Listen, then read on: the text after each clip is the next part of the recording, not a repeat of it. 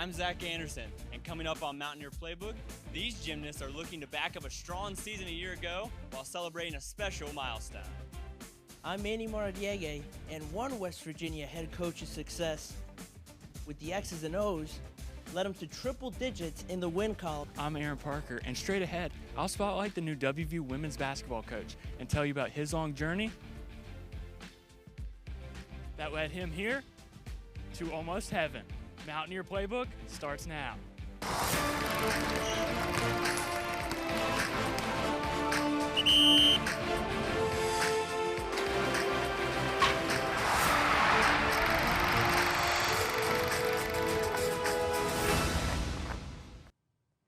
From basketball to soccer, a new arrival to a triple-digit winning veteran, the Mountaineer coaches are making a statement. I'm Riley McAmoyle. And I'm Zach Anderson. The coaches aren't the only highlighted Mountaineers. We'll show you some star players as well. These stories and more coming up on Mountaineer Playbook, a sports magazine show produced by sports and adventure media students right here at West Virginia University. Riley, the WVU women's basketball team has a fresh face on the bench who is already making a splash in the win column. That's right, Zach. Mark Kellogg had debuted as the new head coach of the Mountaineers, assisting in the early season success. Aaron Parker joins us now in the studio with his segment, Coach's Corner. Aaron? Zach, Riley, after just one season in Morgantown, former WVU women's basketball coach Dawn Plitzawhite made her way closer to home at the University of Minnesota, leaving athletic director Ren Baker in a tough spot. For his first head coaching hire at West Virginia, Baker went back to his Division II roots to find his diamond in the rough. In the 50th season in program history, West Virginia women's basketball will be entering a new era, as Mark Kellogg was hired to be the team's 7th head coach back in April. We've loved it here. We've enjoyed it here. It was everything that I wanted it to be. Kellogg was hired after spending 8 seasons with Stephen F. Austin, where he led the Lady Jacks to a 155-55 record with 2 conference tournament championships and 6 postseason berths. So far in his career, Kellogg's calling card has been defensive pressure, as his team last year forced 18.3 turnovers per game. This stat bodes well for Kellogg in his first season in Morgantown, as last year's Mountaineers averaged 20.5 points per game off opponent turnovers. Aside from the winning pedigree, athletic director Ren Baker had another reason to set his sights on Kellogg for the coaching vacancy. Over a decade ago, as the athletic director of Division II Northwest Missouri State, Baker hired Kellogg to lead the Bearcats for the 2012 to 2013 season and has kept tabs on the up-and-coming coach ever since. I don't think I've seen him since we left there, which was almost a decade ago. We've talked a couple times a year, and followed each other's families on social media and that kind of stuff. But I just was always impressed with how he's went into a variety of programs at different places and elevated the program. While Baker had been acquainted with Kellogg in years before, Baker made it clear that the Texas native fully earned the chance to coach at the highest level in college basketball. I wanted him to come up organically. I didn't want to taint the committee and it looked like I was trying to push somebody. But once he came up, I told him, I was like, he will be a great candidate, and then he continued to be part of our process. Kellogg and his Mountaineers will look to make Baker proud and win the program's 2nd Big 12 championship. The women's basketball team has started the Kellogg era off strong, as the Mountaineers defeated rival Pitt on the road by a score of 71-62 on November 11th. Zach, Riley, back to you. Thanks, Aaron. Well, the women's basketball program has a new face taking the helm. The WVU men's soccer team has a veteran who has just marked his spot in the history books. That's right, Riley. The Mountaineers just concluded their conference tournament, and their win in the semifinal marked Dan Stratford's 100th career win as a head coach. Manny Maradiaga has the story. January 25th, 2020 was the first day on the job for Dan Stratford as the new head coach of the WVU men's soccer team. After 100 victories, and as a former player for West Virginia, he always had a feeling that he would end up right where he is. Yeah, it was always a possibility, I guess, and obviously now that I'm living this aspect of things, it's incredible. I absolutely love what I get to do every day. It doesn't feel like work. It's the second best job in the world. They have the best job, and mine's second. One player that has made over 60 appearances for Coach Stratford is senior midfielder Ryan Baer. One of the pillars in this Mountaineer team, he knows how significant Coach Stratford has been for his development. You know, I actually didn't get recruited by him, so to kind of get him as a coach, I feel quite lucky.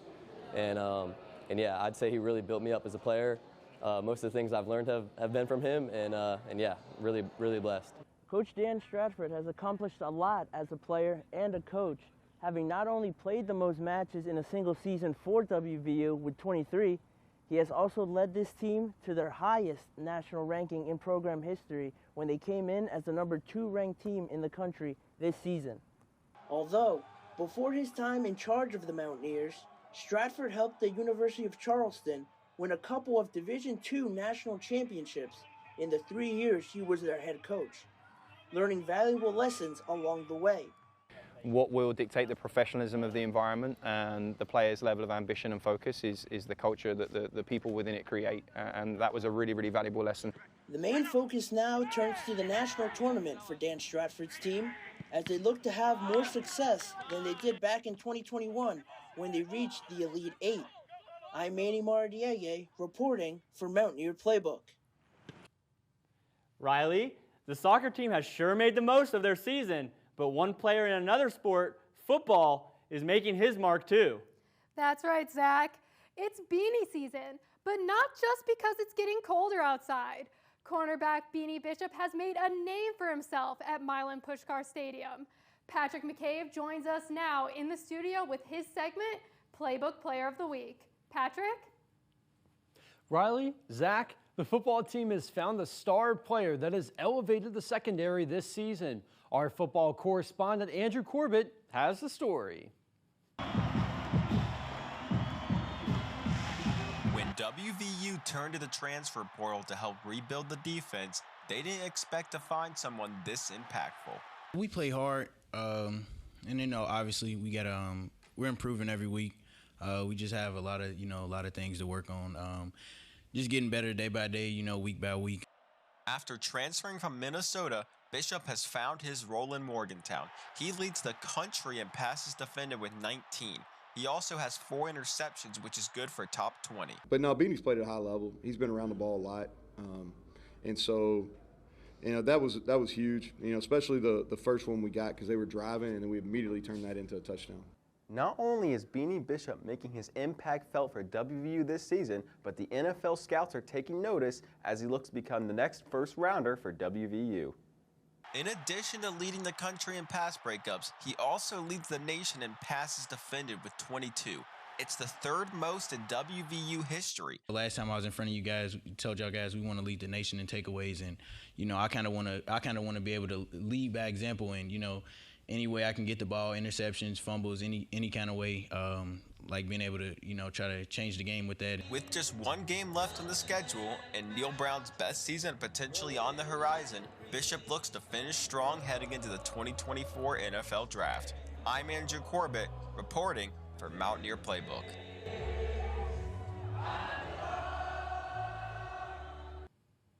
Bishop was recently named as one of 20 semifinalists for the 29th Chuck Bednarik Award, signifying the most outstanding defensive player of the year. The winners of the Bednarik Award will be announced as part of the ESPN Home Depot College Football Award Show, which will be broadcast live on ESPN on December 8th. Zach, Riley, back to you. Thanks, Patrick. In January, the WVU Gymnastics team starts their season. However, this year is a special milestone, as 2024 marks the 50th anniversary of gymnastics at WVU. I have the story of what it means to the newest generation of gymnasts. Just around the corner in January of 2024, the WVU Gymnastics team is celebrating the program's 50th anniversary, which is a special milestone for 5th-year gymnast Abby Pearson, as the team's leading scorer over her career with more than 1,400 points. But we recently just celebrated Linda and the work she did, and seeing what it was like in the beginning, that it wasn't the glitz and glamour with the sparkly Leos that we get to show in the Coliseum. that there was a lot of hard work that went into just getting it started. So that allowed me to be a little bit more grateful, see really where we came from. The team began its first season at the WVU Coliseum in 1974. Then, after only 1 year, a pioneer of the sport named Linda Burdett Good took over the program as head coach in 1975, taking the Mountaineers to national prominence across 37 years. Now with 12 seasons as the leader of the program, current head coach Jason Butts cherishes the 50th anniversary and the celebration of women's athletics at West Virginia. It's exciting to be a part of it. It's a great representation of women's athletics, especially in West Virginia. And it's, provided a lot of education, a lot of opportunities for young women over the past 50 years that otherwise wouldn't have been there.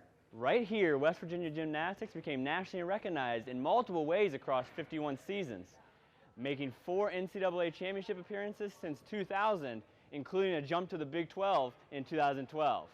Pearson has been dominant in her 4 seasons as a Mountaineer.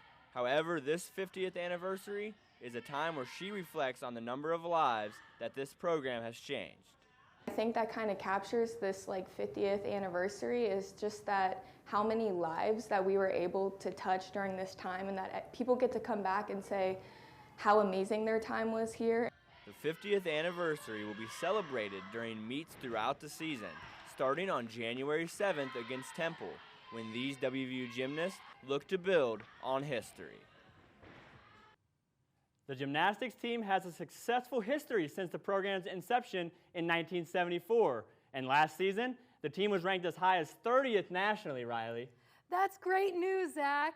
Well, January isn't just the start of the gymnastics season. It's also prime time to hit the slopes. Ski season is approaching as fast as the people who go down the mountains.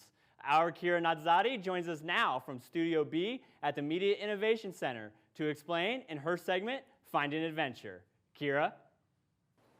Thanks, Riley. Zach, with winter right around the corner, more than 18 million Americans are getting ready to shred the slopes.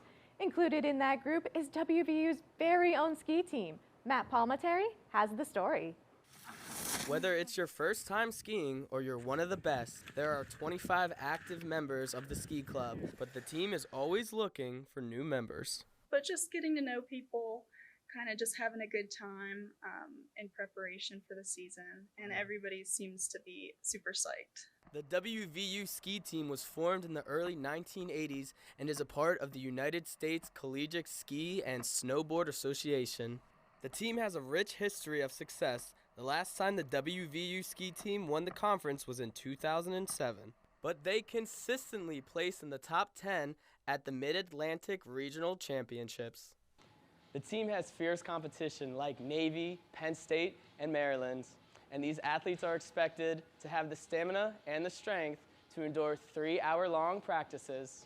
But before they're ready for the slopes, they come here to the Outdoor Rec Center where they get their gear ready for the season.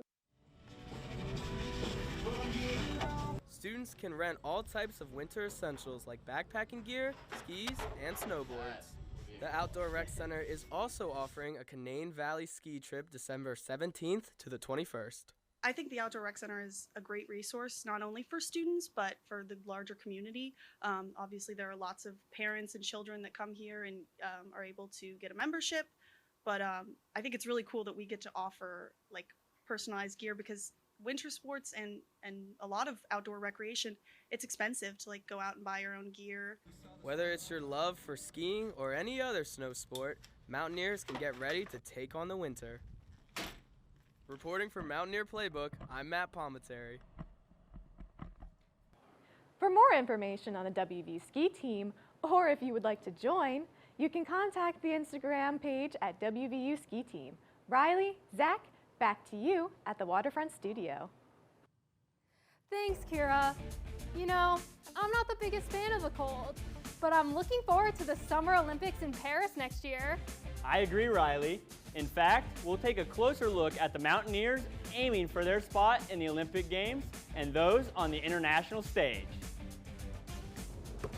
Coming up on Mountaineer Playbook, I'll tell you about the freshman that's been making an impact for the WVU men's basketball team. I'm Ryan Darty, and that story's coming up next. Coming up on Mountaineer Playbook, I'm going to be showing you how the Olympics is inspiring the fencing club with their training.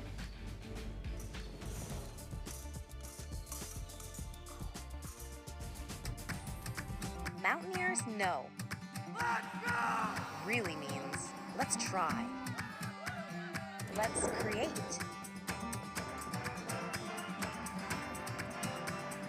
Let's explore.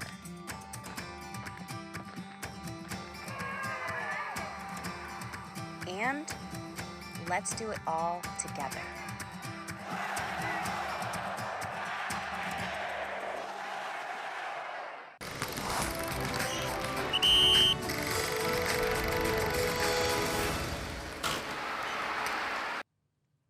The WVU men's basketball team is off to a 3-3 start this season, with one freshman that's making himself known on the Mountaineers' shorthanded rotation. That's right, Riley. Ofri Neve is the 6'6" freshman forward from Israel that's bringing new skills to Mountaineer basketball. Ryan Darty joins us now, live in the studio, to tell us more. Zach, Riley, Ofri Neve is one of 5 internationally born players on the WVU men's basketball roster. And in his first season of college basketball, he is shaping up to be one of the best freshmen in the country. The WVU men's basketball team is down to only 9 players due to suspensions, health, and pending waivers. But freshman Ofri Neve has been the spark the team has needed, and his teammates have thrived off his energy. For a kid who the first 3 weeks he was here didn't say a word, and now he's calling for ISOs on the post, and he's like, "Hey, bring it in, guys!" Like, and I love it. Like, I love it, and I'm like, Ofri, like, I mean, a kid, you know, he's 18 years old. He'll play the whole season at 18. We've got incredibly lucky to have Ofri on our team. Neve signed with the Mountaineers on August 9th. In the weeks prior to his commitment, he was playing for his home country of Israel in the U18 FIBA European Championship, where he was discovered by former WVU All-American and now assistant coach Deshaun Butler. His coach, the guy who was getting ready to be his coach, was my coach in Israel, and one of the best coaches I've ever played for, without a doubt. If he was going to play for him, I was like, well, yeah, he can play. Neve was the 3rd international transfer to join the team this offseason, joining Jesse Edwards from the Netherlands and Kerr Karisha from Estonia. In his first start with the Mountaineers against Jacksonville State, Neve recorded 3 points, 6 rebounds, 3 assists, and 3 steals. Neve's versatility allows him to play multiple positions, and interim head coach Josh Eilert believes he can be one of the next Mountaineer greats. He's going to be a very special player. He's already a special player, but as long as he has that growth mindset and continues to get better, he might be one of the best that ever play here as we move forward. That's a big thing to say, but that's how much I believe in him. The Mountaineers are preparing for their biggest home game of the season so far as the Pitt Panthers come to the WVU Coliseum for the Backyard Brawl on Wednesday, December 6th. The Mountaineers currently hold a 6-game winning streak over the Pitt Panthers, and they'll be looking to join the women's basketball and football team with wins in the Backyard Brawl this season. Riley, back to you. Though this team doesn't have a backyard brawl, the WVU rifle team is the most successful collegiate rifle program in the United States, with 19 national championships and a track record for producing Olympians. Back in October, 8 Mountaineers traveled to Fort Moore, Georgia to compete in the first round of the Olympic trials, and 3 advanced to the next round. For junior Gavin Barnick, it would be a dream come true to compete at the Olympics after transferring from Alaska Fairbanks. For senior Matt Sanchez, going to the Olympics is a goal of recovery after a time of loss. For 5th-year senior Mary Tucker, after taking home silver at the 2020 Tokyo Olympics, she is looking for a rematch. Round 2 of the Olympic qualifiers takes place on December 8th through the 13th in Colorado Springs. Rifle isn't the only team with Olympic prospects. Redshirt senior Kaylee McCabe of the women's cross-country team is preparing for her turn on the international stage. After being named the Big 12 Women's Runner of the Year in 2021 and 2022, McCabe is looking for redemption after missing the 2020 Olympics by fractions of a second. Ranked 34th globally in steeplechase, McCabe has the right support at WVU with assistant coach Clara Santucci, who has also competed in the Olympic trials. Olympic qualifying ends June 30th, 2024, and with a national championship under her belt, McCabe is ready for the next level of competition. Not every Olympic sport has a D1 team at WVU. For example, the fencing club has been a part of the university for over 30 years. That's right, Riley. And fencing has been around for thousands of years. Kira Nadzadi explains. Roughly 3,000 years ago, fencing was discovered in Egypt as one of the ancient civilization's techniques for dueling. Between the 14th and 15th century, fencing eventually evolved from a military practice that prepared soldiers for war to a sport designed to challenge the mind.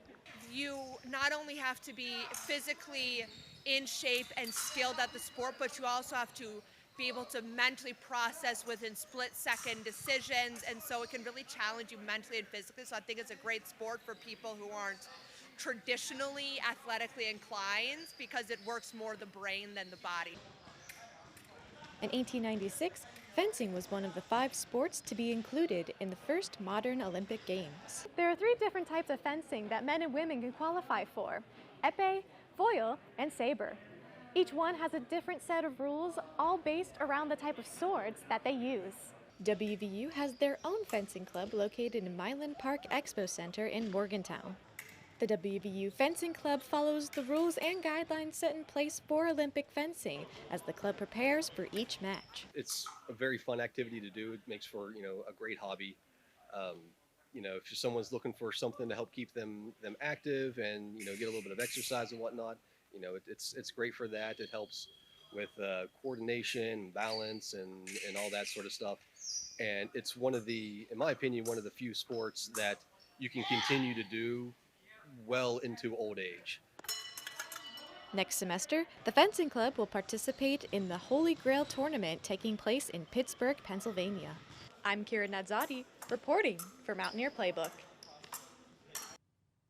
Unlike other combat sports like wrestling and martial arts, fencing has no weight class because the biggest advantage is skill rather than size. What an exciting way to get active, Riley. And I can't wait to see swords clash this summer at the Olympics. I agree, Zach. Well, that's it for this week's edition of Mountaineer Playbook, our sports magazine show where we dive into inspiring stories of coaches, players, and passionate fans who make the sports world truly remarkable. I'm Riley McMoyle. And I'm Zach Anderson. Please make sure to like and follow our page on Facebook at Mountaineer Playbook. Don't miss the chance to celebrate the heart and soul of the game with us. We'd like to give a shout out to our behind-the-scenes crew, our producers Garrett Collins and Elizabeth Carey, and our director Jake Held, along with the rest of our crew, Kara, Kaylee, Connor, Sam, Andrew, Brandon, Manny, and Matt. And the team at University Relations, led by Joe Webb. Without all of you and your support, this show would not be possible. And we can't forget our professors, Chuck Scatterday and Gina Dahlia. And last but not least, we want to thank all of our videographers. We could not have done our jobs as reporters without your creativity and vision. We leave you now with a short video produced by our videographers, Jake, Seth, Tyler P, and Tyler B. This is our final show of the semester. Thanks for watching Mountaineer Playbook.